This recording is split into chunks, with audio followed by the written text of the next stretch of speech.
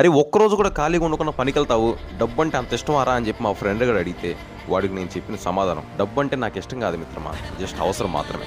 మీ అందరికీ విధి ఆడే వింత నాటకంలోకి స్వాగతం సుస్వాగతం. ఈరోజు నా పాత్ర డెలివరీ బాయ్. ఇప్పటి నుంచే కాదు, గత 3 సంవత్సరాలుగా మార్నింగ్ కాలేజ్, ఈవినింగ్ డెలివరీ. ఇప్పుడున్న ప్రపంచం అంతా డబ్బు కోసం మాత్రమే పరిగెడుతుంది. నేను కూడా అదే పరుగులో ఉన్నాను. ఈ పరుగులో నేను గెలుస్తానో ఓడతానో తెలియదు కానీ మామ, నా ప్రయత్నం మాత్రం నేను చేస్తాను. ఆగిపోతే వెనక్కి వెళ్ళిపోతాను. అందుకే పడిపోయినా లేస్తాను, అలసిపోయినా నడుస్తాను. ఎందుకంటే మిత్రమా, ఒకానొక రోజు ఈ డెలివరీ బాయ్ జీవితానికి కూడా తనకంటూ ఒక కథ ఉండాలి. ఆడేవాడు అన్నట్టు పక్కోడు కష్టాలు ఎప్పుడు మనకు లైట్గానే ఉంటాయి మామ, మోసేవాడికి తెలిసి అసలైన బరువు ఏంటో.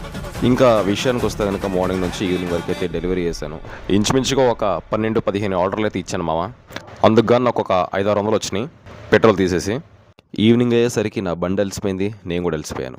సరే మరి ఇంక రేపు కలుద్దాం.